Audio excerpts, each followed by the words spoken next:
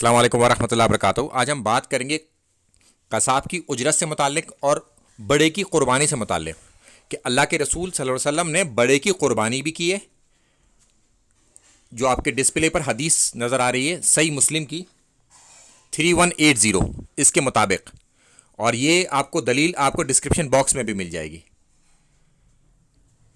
اچھا، اور قصاب کی اجرت سے بھی متعلق اس کے بارے میں واضح طور پر حکم ہے اللہ کے رسول صلی اللہ علیہ وسلم کا کہ اس کی اجرت ہمیں الگ سے دینی ہوگی۔ یعنی کہ ہم ایسا نہیں کر سکتے کہ ہم کسی قصائی سے اپنا جانور کو ذبح کروائیں، اس کو بنوائیں اور اس کے بدلے میں اسے کھال دے دیں یا دیگر کوئی چیز دے دیں، تو ایسا نہیں کر سکتے ہم۔ یہ سب چیزیں ہمیں صدقہ کرنا ہوگا اور اس کی اجرت ہمیں اپنے پاس سے ادا کرنی پڑے گی۔